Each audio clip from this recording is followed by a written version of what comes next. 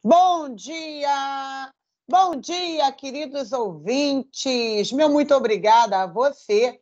Mais uma quarta-feira de manhã e nós aqui, programa Livremente com a doutora Rose Cabral. E você sabe que esse programa tem um compromisso com você. Toda quarta-feira de manhã você está aqui para poder ouvir, aprender e ter orientações a respeito da sua saúde mental.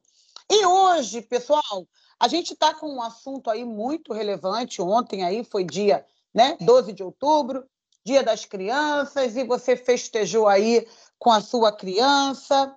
E a fase da infância é uma fase muito, muito querida, mas também uma fase em que os pais precisam de muita atenção, ok? Hoje nós vamos falar a respeito do uso, abuso e dependência de drogas.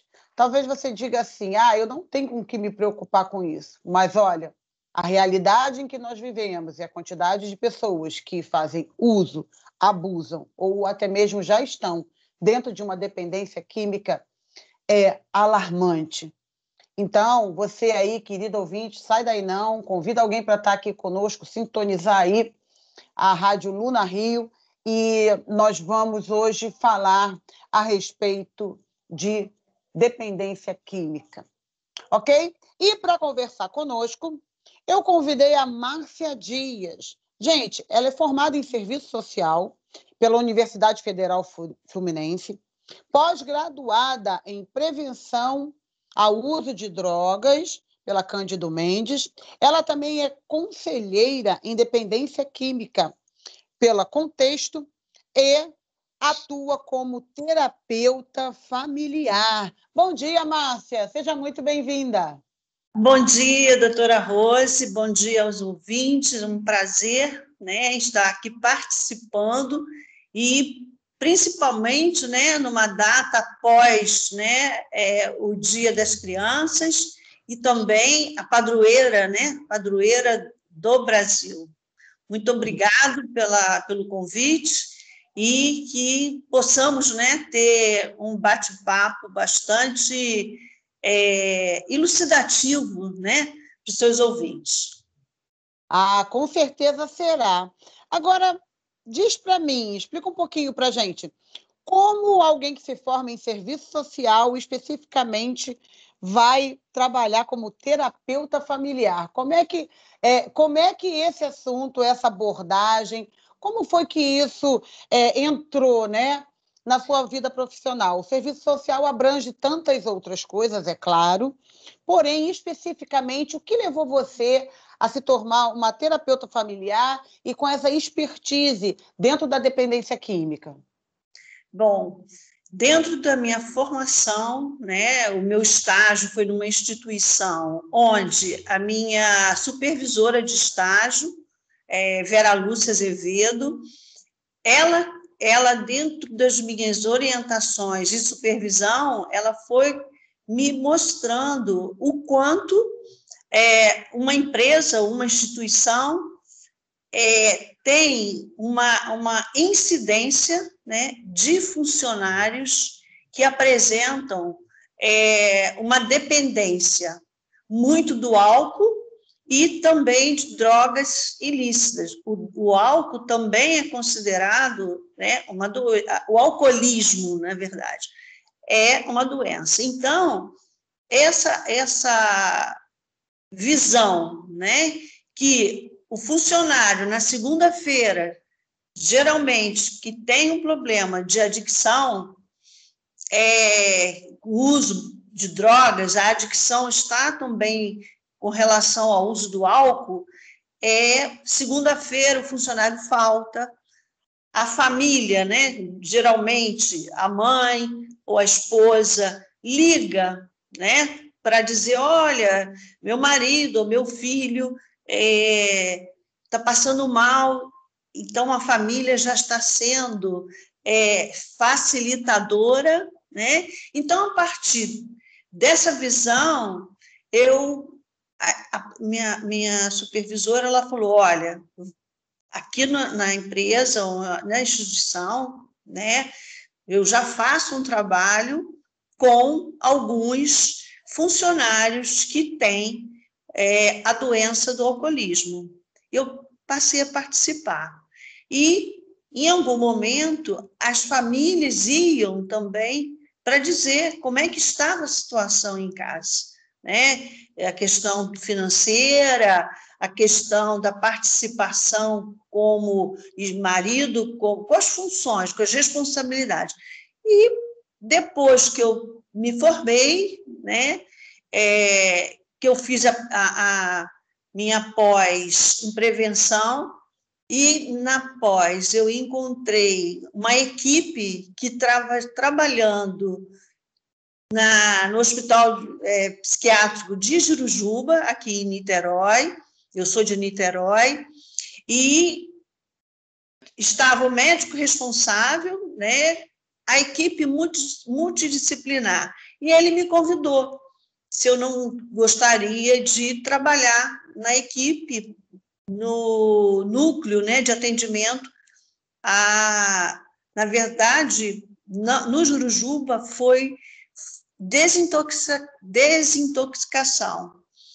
A partir dali, eu chamava as famílias para saber como aquela família estava com relação ao uso da droga. E aí isso foi me despertando, que a família precisava de um cuidado especial também.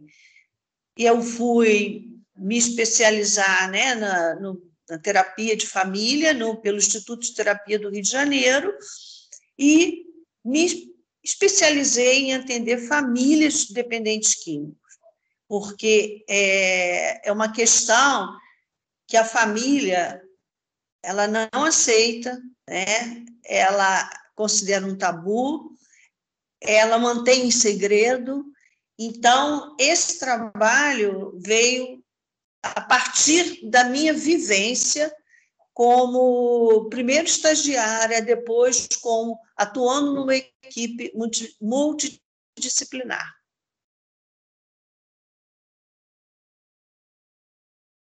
Perfeito, Márcia. Agora, existe uma diferença, né, entre o uso, o abuso e a dependência da droga. Tem como você exemplificar para a gente qual é a diferença entre um e outro? Sim. O uso, geralmente, é aquele início, né? A experimentação por uma imposição do grupo, pela curiosidade, até mesmo para um enfrentamento com relação com a família, né? Tipo, vou enfrentar minha família, então eu vou experimentar uma droga, eu vou começar a beber. O uso é recreativo, vamos dizer. Agora, esse uso pode, com o passar do tempo, ele transita para o abuso, que é o que era uso, era de vez em quando, né? Era uma sexta-feira ou era um sábado, uma dose pequena, e aí entra também a maconha, né? Que o adolescente, o pré-adolescente, hoje em dia, cada vez mais cedo, né? Os adolescentes e os pré-adolescentes, que antes dos 10 anos, eles já estão tendo, né, essa curiosidade, porque hoje, 8 anos, a criança já está dominando, né, tudo que a tecnologia, então busca saber muito, né, sobre tudo, e a droga entra porque tem sempre alguém que vai oferecer, né, no colégio principalmente. Então, o uso, ele usa esporadicamente, né? Quando essa droga começa a dar o bem-estar que ele está buscando, né? Seja por ordem emocional, né? Seja por uma questão familiar, usou uma substância, a substância deu prazer. Se coloca muito que é o prazer pelo desprazer. Existe um desprazer e a droga entra num momento que dá um prazer, que dá um alívio, só que isso é por pouco tempo, né? E aí o uso vai começando a ser mais frequente. O que era uma vez na semana, vai para 2, e sucessivamente. Até chegar o abuso, o usuário, ele ainda é funcional, né? Tipo, se é um adolescente, ele ainda estuda, ele pode ficar mais lento, aí vem aquelas questões de não passar de ano, e de precisar de explicadora, e de não ter cuidado com as coisas dele. Agora, se é um adulto, né, ele funciona, ele levanta, ele vai trabalhar, né, e aí, estou estressado, vou fumar uma maconha, vou tomar minha cerveja ou meu uísque, a bebida da preferência. Chegar ao nível de dependência, né, leva um tempo, né, e aí a dependência é o estado onde ele fica totalmente desfuncional, já tendo, né, tipo, em alguns casos, perdido o emprego, ter tido passagem pela polícia e ter tido algum tipo de surto, né? Porque o uso da droga, ela desencadeia, em alguns pacientes, uma comorbidade, um transtorno psiquiátrico. Então, fica, a partir do uso da droga com mais intensidade, esse transtorno, ele se mistura muito, né? Então, o paciente fica totalmente dependente de outra pessoa. E aí vem a família, né? É quando a família pede ajuda, geralmente, quando o paciente já está nesse estado. Não trabalha, rouba o que tem dentro de casa, faz dívidas. E aí, onde entra a família, que, na maioria dos casos, sempre é a mãe, né? Ou a esposa, e o restante dos familiares não querem saber, porque não sabem lidar e não aceitam que é uma doença. A dependência química é uma doença reconhecida pela Organização Mundial de Saúde. E tem a dependência química e tem o codependente. Né? E a gente vai entrar nesse detalhe aí da codependência, né? Porque é importante você falar a respeito da família, porque quando nós tratamos, né, de questões como essa, o dependente ele está doente, mas ele acaba adoecendo a família em volta também, né? Agora, pela tua experiência, Márcia, você falou uma idade aí, 8 anos de idade, a criança já está curiosa, né? Porque já sabe usar um tablet, já tem uma quantidade de informação, né? Uma criança pequena com 8 anos, ela tem uma quantidade de informação que talvez muitos adultos, né, que são mais analfabetos digital, não vai ter. Então, as crianças hoje são muito espertas, né? Então, por exemplo, os pais atualmente têm que ter um olhar e uma preocupação já na infância com relação a isso. Como um pai consegue perceber qual vai ser o indício, qual vai ser a deixa dessa criança de 8 anos, o que o pai e a mãe têm que atentar e de repente, começar a prestar atenção, pela sua experiência? Da minha forma de ver, a criança, a partir do momento que ela já vai para a escola, né, esse olhar dos pais já precisa estar mais atento, né? Só que nós vivemos numa sociedade em que os pais, para poder suprir, né, as necessidades, para poder dar, entre aspas, tudo que não tiveram, né? Muitas das vezes, não tive, então trabalha muito, trabalha dia, trabalha noite, e os filhos ficam, as funções de pai e mãe, às vezes, precisa ser delegado a uma outra pessoa. E, às vezes, não vai ter esse olhar, porque não é fácil, né? É um olhar que precisa ter atenção, porque a criança, o adolescente, ele dá sinais. Ele dá sinais. Principalmente, né, o pré-adolescente, que hoje já está na faixa dos 8 anos, é o pré-adolescente. Não participa, né? Um fator importante. Os pais precisam trabalhar, mas no final de semana, né, um sábado ou domingo, escolher um dia para que essa família possa estar reunida.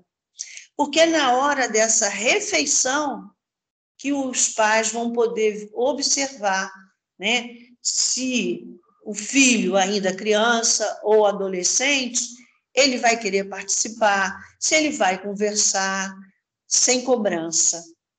Porque a questão da cobrança, do controle, isso é uma característica muito evidente nas famílias, né? Quando eu vejo uma família, geralmente a mãe, né, que vai levar o filho, ela tem essa característica muito, muito, muito forte de controle. E o controle não pode ser um controle rígido, nada pode ser rígido na educação. Precisa ter uma flexibilidade, né? Eu não sei se eu fugi do que você me perguntou. Não, realmente, essa criança ela vai dar algum indício, e para que o pai perceba, e para que a mãe perceba, ela precisa ter um tempo de qualidade, né? Infelizmente, a correria, e você usou um termo muito propício, que é a necessidade, achar que aquela criança tem uma necessidade tal que para suprir a necessidade e educação daquele filho, precisa de muito dinheiro, e mais dinheiro, e cada vez mais dinheiro, e tempo é dinheiro. Se você quer acumular grandes quantidades de dinheiro, significa, entre aspas, que você vai, se é de uma forma honesta, você vai precisar trabalhar ou empenhar bastante tempo nisso.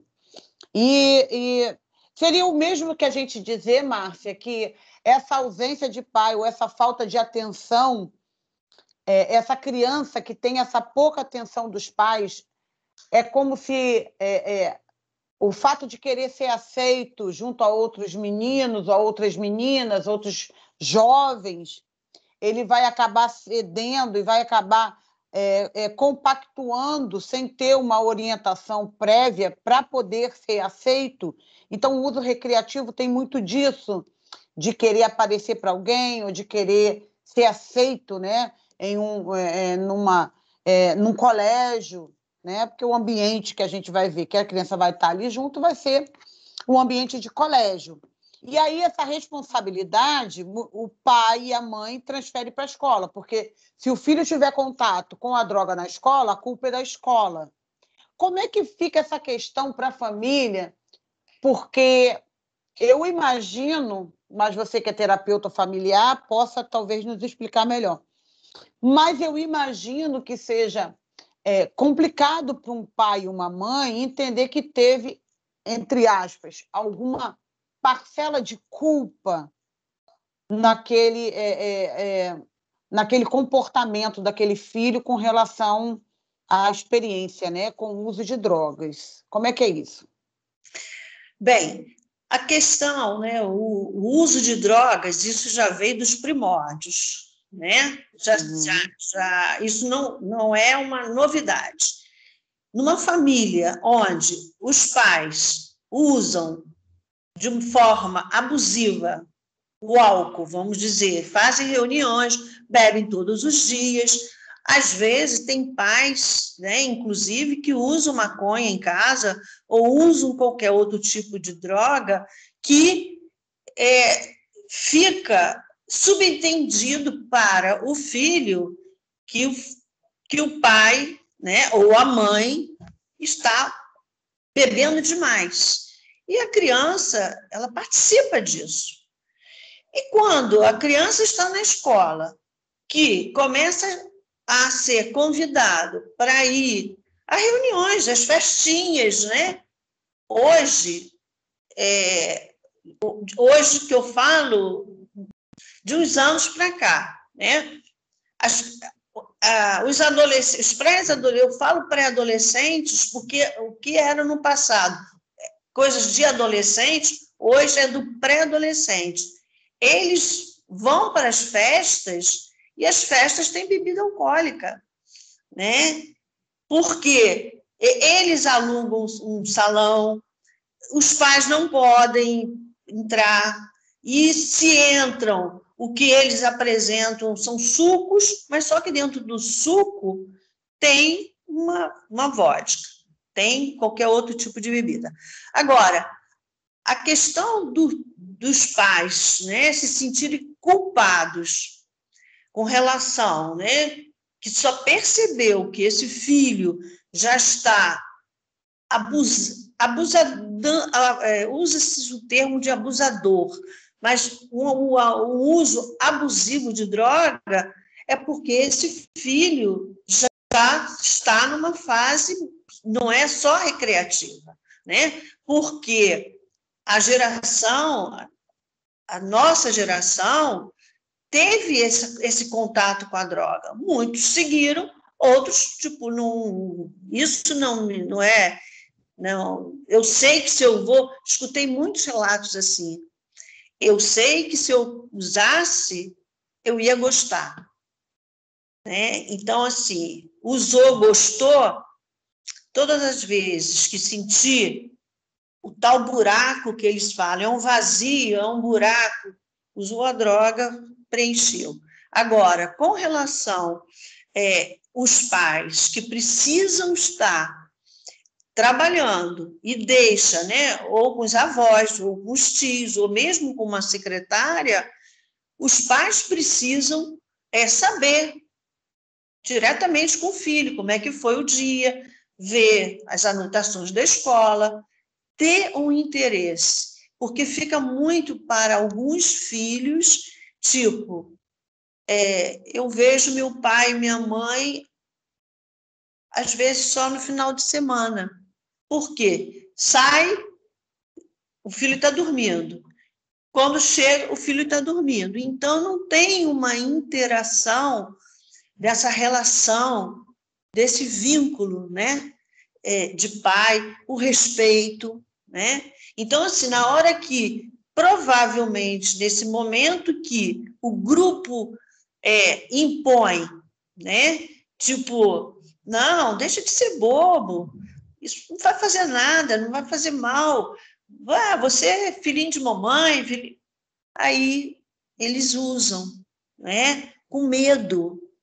Provavelmente, esse pré-adolescente ele vai chegar em casa com um comportamento diferente, porque ele sabe que ele fez alguma coisa que, pela educação, né, se já teve uma orientação, e hoje se fala muito da questão da prevenção na escola, a prevenção na mídia, mas eles podem entrar em qualquer lugar e comprar uma bebida.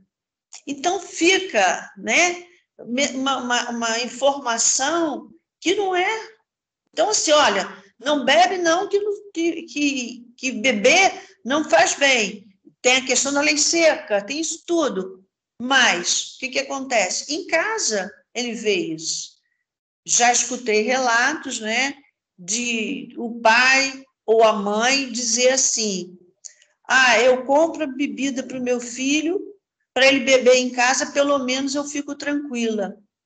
Então, isso está reforçando o quê? Em casa pode, mas vai chegar um momento que esse controle não dá mais para seguir. Você usou um termo assim, pessoas que dizem, eu não provei porque senão eu ia gostar. Por que é tão fácil gostar da droga? Eu estou entendendo, então, que uma pessoa que tem medo ou receio, né? Não, eu nunca vou experimentar, porque vai que eu gosto, vai destruir a minha vida. Porque a droga, né, infelizmente, dificilmente alguém vai ficar no uso recreativo a vida inteira. Em algum momento, isso pode levar anos. Ele pode ficar anos usando recreativamente, ele pode anos continuar usando e ser um cara funcional, e aí ter um momento em que passa a fase em que perde essa funcionalidade, e aí vai se preocupar.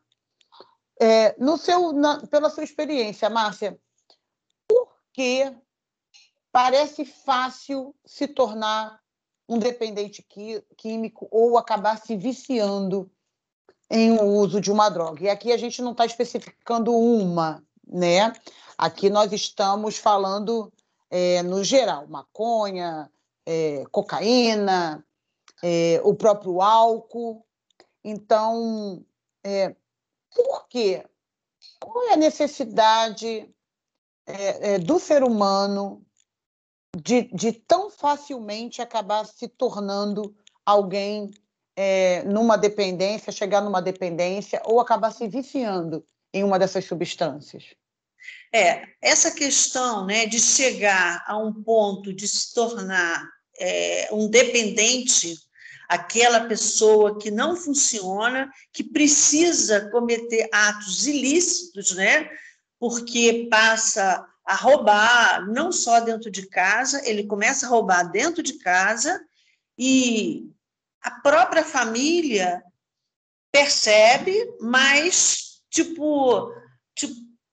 não deve ser, some o dinheiro, some coisas assim, que a família fica ainda, se desculpando, né? Agora, até se tornar um dependente, leva alguns anos, mas esse uso abusivo, né, que também já traz um transtorno,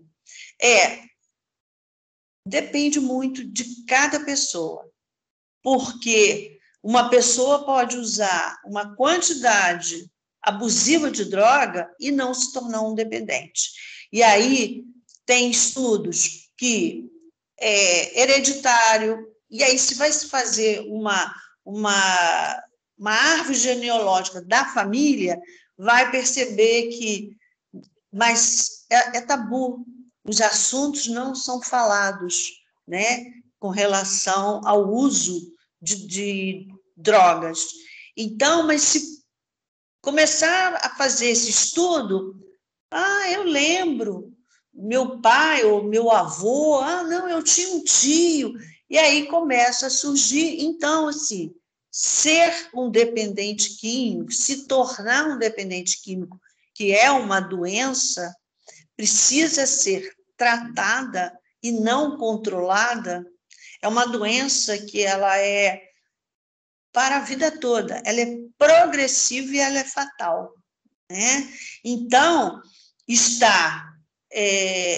se tornar um dependente químico não é de um ano para o outro, 2 anos, não, leva tempo, 15 anos, 18 anos, né? E tem pessoas que começam a se drogar. Eu já trabalhei, né, em clínica de recuperação, e certa vez chegou um paciente que ele estava com seus 40 e poucos anos, ele se tornou dependente da cocaína aos 30 anos. Ele começou a usar aos 30 anos. Ele foi trabalhar numa empresa que requeria muito dele, então ele tinha que produzir muito. E aí ofereceram a ele, né? Assim como, toma um café para ficar acordado, ofereceram a cocaína e ele funcionou muito bem, né? Então ele ficava acordado, ele trabalhava, ele conseguia, só que com o passar do tempo, ele não fazia mais outra coisa senão usar a cocaína para poder manter o nível de satisfação dele, né? Então, por que a pessoa vai buscar, né? A partir do momento que, por recreação, gostou, não tem um núcleo familiar, e isso não quer dizer que precisa ser pai e mãe, que hoje muitas famílias, né, são constituídas de várias configurações. Então, assim, mas precisa ter alguém dessa família que possa ter um vínculo de afeto, né? Um vínculo de confiança, né?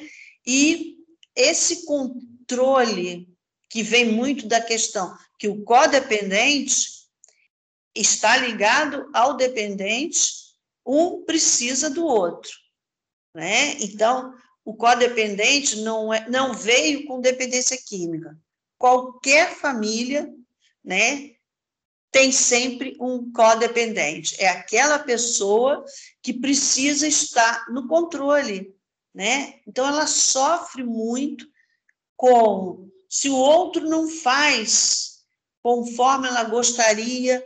Então, é mais ou menos por esse caminho.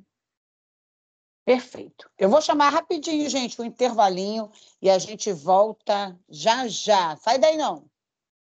Olá, estamos de volta, programa Livremente com a doutora Rose Cabral, e hoje nós estamos falando de uso, abuso e dependência de drogas. E está conversando conosco hoje Márcia Dias, que é formada em Serviço Social, pós-graduada em Prevenção ao Uso de Drogas, é conselheira em Dependência Química e terapeuta familiar. E aí, no primeiro bloco, a Márcia deu aí uma aula para a gente abrir os nossos olhos. Você que é pai, você que é mãe, você que tem adolescente, criança, pré-adolescente, a necessidade dessa observação com relação ao comportamento do teu filho, presença dentro de casa, vários fatores aí que levam ao uso e uma dependência.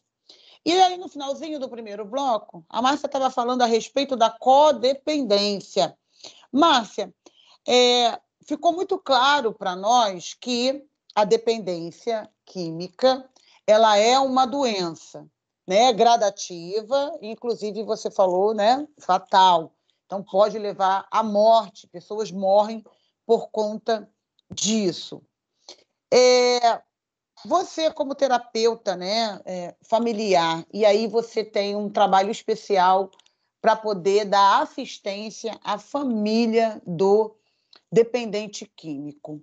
Adianta a família buscar ajuda sem uma conscientização desse dependente? Como é que a família se move, se movimenta para tentar ajudar, conscientizar ou curar, né, esse seu ente querido que está doente?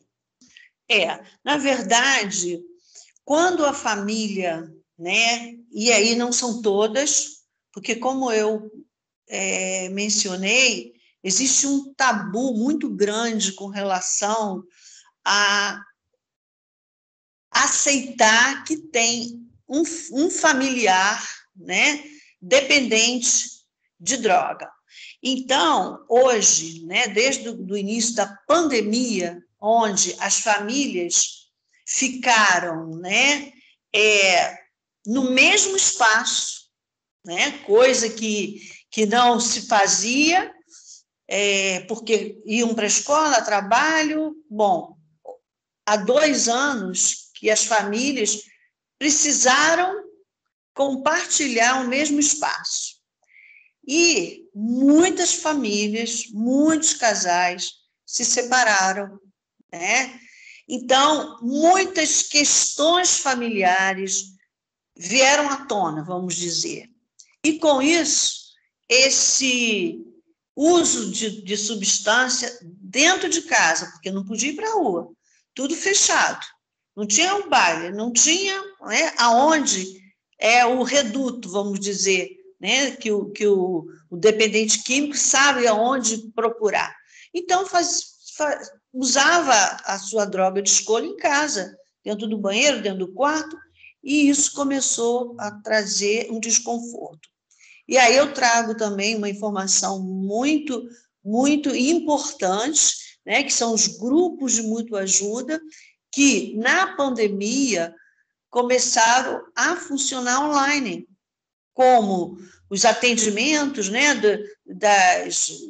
todos os atendimentos online, os grupos de mútua ajuda do Al-Anon, né, que é para familiar de alcoólicos, ou do AA, que são os alcoólicos anônimos, o NA, que é para familiar de narcótico, e o NA, que é para os narcóticos, né, os dependentes químicos, e o Naranon, que são para os familiares. Então, essas reuniões online, no Brasil inteiro, né? Então, é só ir no Google, colocar Grupo Al-Anon, Grupo Naranon, e você vai ser direcionado, né, para uma sala onde você não precisa se apresentar, você pode ficar escutando, né, as palestras que vai dar informação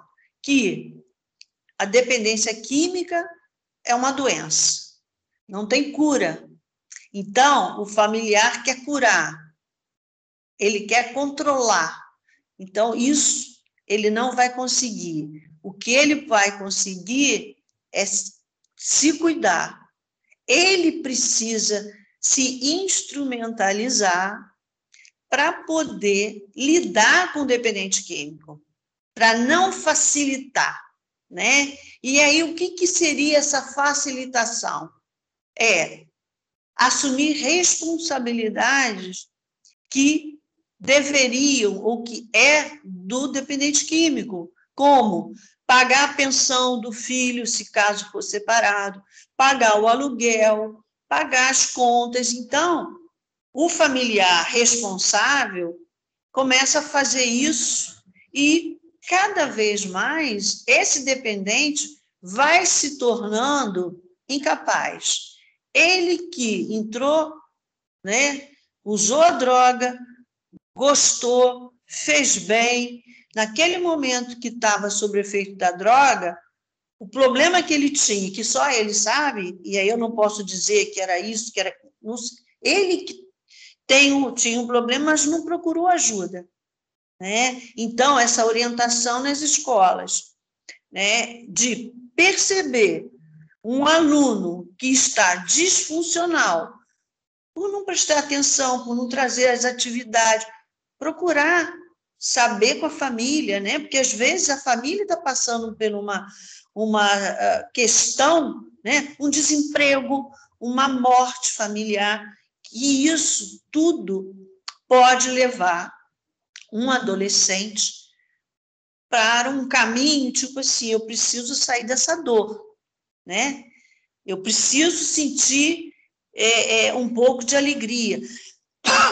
Desculpa.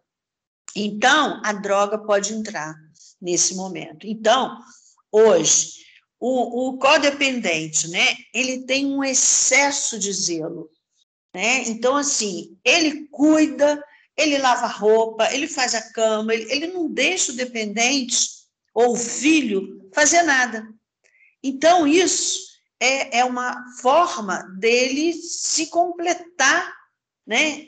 E aí, às vezes, muitas das vezes, mesmo ele sabendo que o filho usa qualquer substância, ele não quer sair desse lugar, porque se ele sair, ele vai viver como? Porque antes o cuidado dele era cuidar do outro, e aí ele se esquece. Então, na minha experiência, quando chega no consultório, ou mesmo nas salas, a família está tipo assim, eu estou acabada, eu não sou ninguém, há anos que eu não sei o que é uma alegria. Por quê? Não viveu a vida, viveu a vida do outro. E o programa do Naranon e do Alanon é para o familiar. É ele que tem que viver a vida dele e deixar o dependente, que aí só ele pode querer, não adianta. Ele pode ter uma internação involuntária, agora, dificilmente ele vai ter um sucesso se ele tomar a decisão que não quer mais aquele tipo de vida, né? Porque o dependente químico, ele fica dependente não só da droga, né? Ele fica dependente do traficante, né? Que aí começa a cobrar porque as dívidas vão aumentando e isso é uma bola de neve. Perfeito. Então, o dependente químico, ele vai gerar na sua família um codependente só, ou a família toda vai entrar nesse contexto de codependência? Geralmente é a mãe com pena, ou vai ser uma avó. É aquela pessoa, usando uma linguagem bem simples para o nosso ouvinte entender, é aquela pessoa que vai passar a mão na cabeça, é isso, Márcia? Sim, sim. É essa pessoa que, vamos exemplificar, os pais precisam morar com os avós, e a mãe ou o pai dá uma ordem, né? Tipo, olha, não quero que você pegue dinheiro sem pedir, né? E aí um avô, uma avó, uma tia vai e, tipo assim, por trás dessa regra, dá o dinheiro. Então, ele sabe que pode contar, todas as vezes que ele quiser, ele vai para aquela pessoa, e a pessoa, né? O codependente não existe só na família do dependente.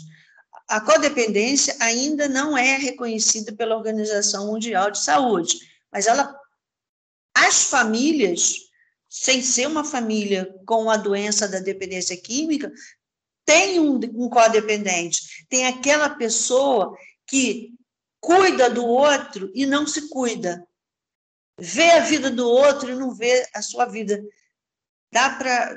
Fui clara nesse sentido? Isso é uma observação, até mesmo agora, né? O Dia das Crianças, dia 12, comemorado, que os pais fiquem atentos na questão que os filhos, eles fazem de acordo com a idade, né? Eles vão crescendo, eles vão amadurecendo, que os pais possam deixar os filhos assumirem as suas responsabilidades desde pequeno. Então, uma pequena tarefa, já está com 3, 4 anos, a chupeta caiu no chão, vamos dizer se ainda estiver chupando uma chupeta, deixa ele pegar, deixa ele botar na pia, começar a ensinar que o quarto, travesseiro, ele não vai arrumar a cama por enquanto, mas quando puder, vem ajudar a mamãe, vem ajudar o papai. É a responsabilidade das suas tarefas. E isso já vai formando para essa criança, né, que precisa ter compromissos, responsabilidades, e não assumir para a criança a responsabilidade que é dela. Hoje tem a questão do online, né, mas a criança tem que cuidar dos seus cadernos, e não a mãe, né? Ou a babá, ou a secretária, que tem que ver isso tudo. Não, quem tem que ver é a criança. Então, nessa semana, né, que comemoramos o Dia das Crianças, que nossas crianças, né, possam ter, né, uma visão diferenciada para um mundo que está muito intoxicado, né, não só pela dependência de qualquer tipo de substância. Na sua opinião, Márcia, se fala muito em legalização das drogas, pelo menos a da maconha, porque entende-se, né, os especialistas, que a maconha não teria um grau tão grave, e perto das outras drogas, a maconha seria uma substância mais fraca, uma substância que não levaria a uma condição destrutiva como é a cocaína ou como o crack, né, que leva as pessoas a situação de rua, inclusive, não é verdade? Então, como você vê isso? Como isso é tratado? Você que faz parte aí do Al-Anon, do Naranon, e está dentro dessa questão do tratamento. Qual é o seu parecer? Qual o pró, qual o contra disso? Como terapeuta, o que você diria para nós e para o ouvinte aí que está nos ouvindo agora? Essa questão, né, que já vem sido, né, debatida sobre a legalização da maconha, inclusive a substância, né, da cannabis, tem alguns remédios, né, tem algumas doenças que se utilizam, né, mas aí não é a substância é extraída para fazer uma medicação. É totalmente diferente, que eu acho que as pessoas confundem. Não, já foi até liberado porque eu tenho uma determinada doença, mas aí tomam uma medicação que a substância é extraída da cannabis, não é o cigarro da maconha. Diz-se que a maconha não causa... A maconha é uma porta, assim como o álcool, para outras drogas. Porque o organismo, ele vai se habituando, né? Então, é como se... Um exemplo, você usa um adoçante, você costuma usar, tipo, 3, 4 gotas. Percebe-se que, aos pouquinhos, você vai aumentando, porque aquelas quantidades já não dá mais o prazer do café adoçado, mais ou menos isso. Mesma coisa, o álcool. A maconha faz muito mal, ela causa dependência, ela embota o cérebro. Então, os usuários, né, que uns só ficam na maconha, mas é muito difícil ele não querer usar um outro tipo de droga, até porque lhe é oferecido.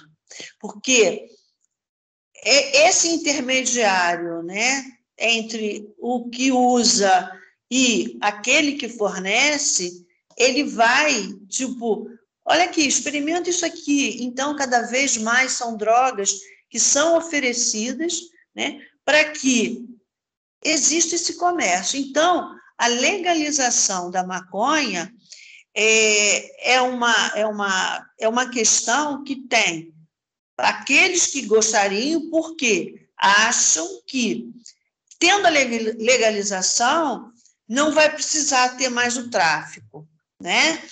E outros, se legalizar, aí eles vão usar direto, mas eles usam direto, né? A questão tem toda uma estrutura envolvida atrás desse comércio, né, do uso da droga. Então, assim, a maconha faz tanto mal quanto qualquer outra droga, porque ela leva a outras drogas. Hoje em dia, é necessário falar desse assunto, desse tema. Todo convidado que eu vim aqui, eu falo, olha, passa muito rápido. Quando você vê, já passou o tempo. Márcia, eu quero agradecer muitíssimo, né, a tua presença. Acho que ficou muita coisa ainda para a gente esclarecer. Vamos fazer um bate-papo ponto 2. Eu vou convidar, vou deixar aqui no ar o convite, porque é muita informação, mas eu acho que a orientação que você deu, né, com relação ao Al-Anon e o Nar-Anon, porque muita gente já conhece o AA, que é o Alcoólicos Anônimos, e o NA, os Narcóticos Anônimos. Uhum. E talvez não fosse do conhecimento do público, que até no online tem, então, essas outras formas aí de assistência para a família. Muito interessante, né? Que é gratuito. Eu queria só que você fizesse as considerações finais, falasse aí para a gente o site que a pessoa pode entrar ou acessar, tá?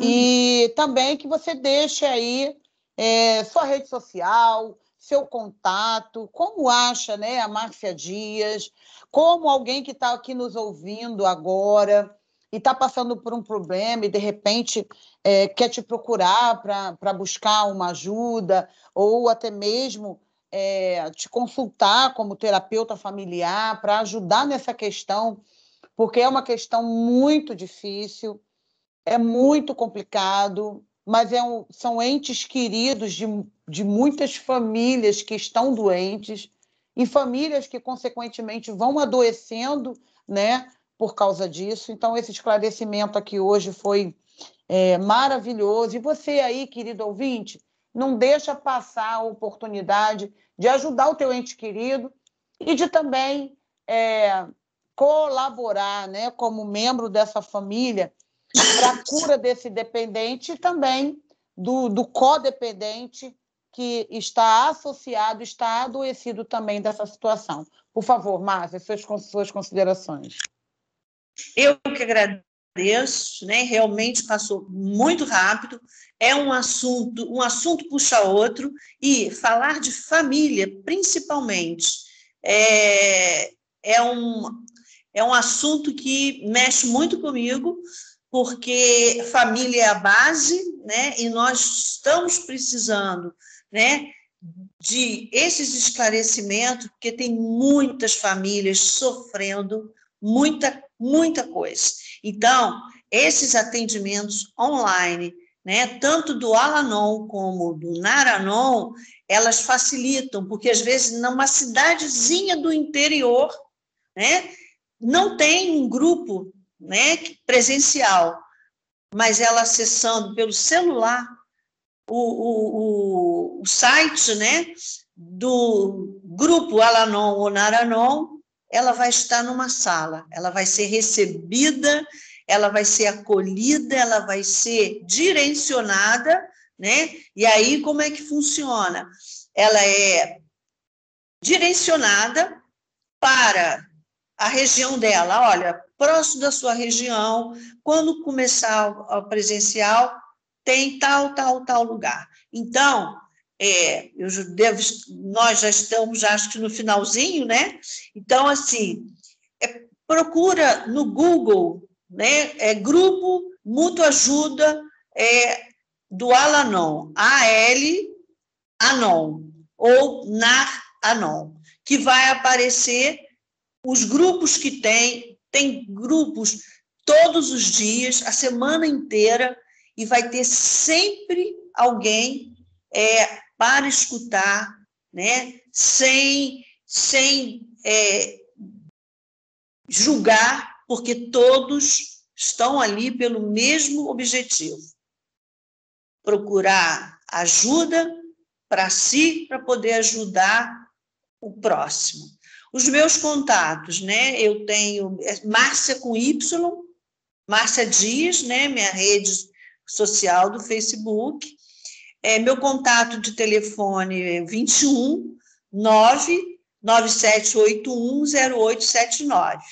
Eu faço também atendimento pela clínica social para aquelas pessoas, né, que não têm condições de pagar uma consulta de consultório, mas eu sempre reservo 2 atendimentos pela clínica social. Então, eu fico muito grata, né, pela oportunidade também de eu poder levar, né, a mensagem, né, e que as famílias possam. Eu não sei se os seus ouvintes podem mandar perguntas, que seria importante, né, para um próximo programa, alguma dúvida de algum ouvinte, que a gente possa esclarecer diretamente. Foi muito bom, doutora Rose. Eu agradeço a oportunidade. Nós é que agradecemos, esse programa aqui te agradece, e você aí, querido ouvinte, gostou aí, sentiu, achou que esse tema, né, atingiu você de alguma maneira e quiser dar continuidade, fica aí a dica, né? E mande perguntas e sugestões de novos programas, sim. Mas a Márcia vai estar conosco uma outra oportunidade, porque nós temos muito que falar a respeito e nós vamos aprofundar esse tema, você pode ter certeza. Mas por hoje é só, eu quero agradecer aí a tua audiência, lembrando que esse programa vai estar, essa gravação vai estar disponível lá nas minhas redes sociais, tá bom? No Instagram da doutora Rose Cabral, Facebook Rose Cabral e também no canal do YouTube doutora Rose Cabral. Vai lá, confere lá e assiste novamente, compartilha, né, com pessoas que estejam passando por esse problema. E muito obrigada. Até semana que vem. Tchau, tchau. Tchau.